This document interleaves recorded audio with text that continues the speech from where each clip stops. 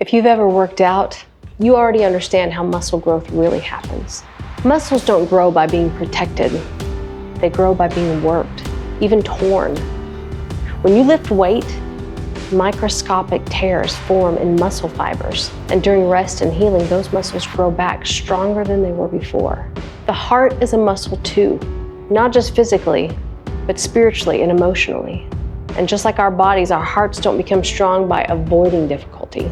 They grow when they are stretched, when they endure pressure, and when healing is allowed to take place. Hard seasons don't have to harden your heart.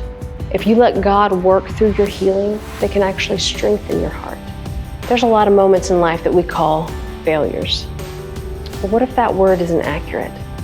Mark Rober is a famous NASA engineer who worked on the Mars rover. He once explained that in high-level problem solving at NASA, they never say, "We failed, let's give up." Instead, they say, "Great, that didn't work. Now we know there's one more way not to do it." What did we learn from this? Failure isn't the end, it's just data. The real question becomes, what did I learn? How do I move differently next time? Most of us learned this principle long before adulthood, by playing video games. Yes, video games. You remember the old Mario game? The goal was simple, save the princess. But you didn't beat the game on the first try. You died. A lot. Or I did. And every time you failed, you learned. Don't jump there, or jump here faster, or this enemy moves slower, or this platform is going to collapse. And every restart wasn't a punishment. It was progress. With each attempt, you got a little further into the game. Life works the same way. What if the moments that you call failures are actually just checkpoints? What if God isn't disappointed when you fall, but is teaching you how to walk wiser next time?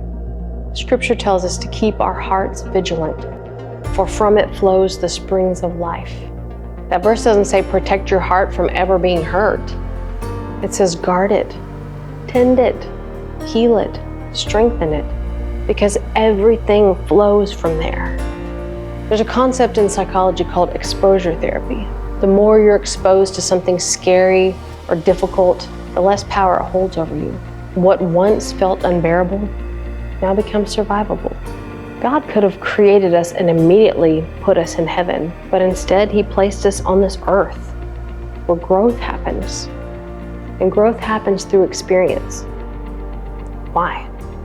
Because becoming more like Christ doesn't happen instantly. It happens intentionally.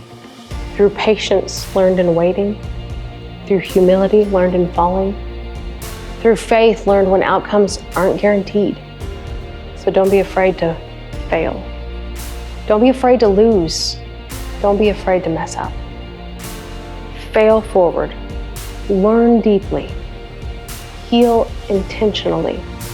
Because every stretch, every tear, every restart, when surrendered to God, is forming strength in you that eternity will recognize.